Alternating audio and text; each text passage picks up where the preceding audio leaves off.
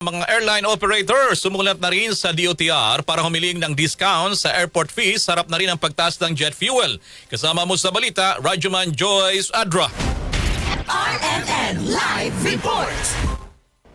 Kinapirma ng Manila International Airport Authority na sumulat ng airline sa Transportation Department para humiling ng diskwento sa airport fees. Sarap ito ng pagtaas ng halaga ng presyo ng jet fuel sa gitna ng gyera sa gitnang silangan. Ayon kay MIA General Manager Eric Jose Ines, partikular na hiniling ng airline operators ang discount sa landing fees, parking fees sa NAIA at navigation fees ng Civil Aviation Authority of the Philippines. Yun, kukonsultahin namin sila ulit sa Monday kung yun ba talaga ang pwedeng makatulong sa kanila. Although, gumawa ng paraan ang CAAP, yung CAAP natin, yung mga domestic na rates nila, dahil meron mga airport na hawak lang, medyo pinapag-aralan ng board nila kung babawasan ba yung terminal fee nila. Sila may hawak nun. Ibang probinsya.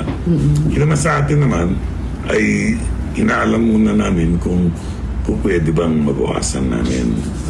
Kasi hindi basta-basta pwedeng gawin mo kagad yun.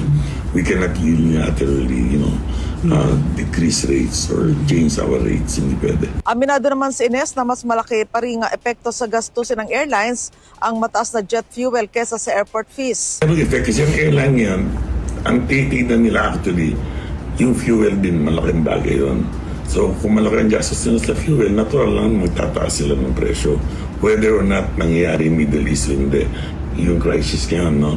But as I said, nakahanda ang Civil Aeronautics Board para may levels yan na kapag medyo nag-spike na konti yung fuel, tataas nila kung dapat na itaas.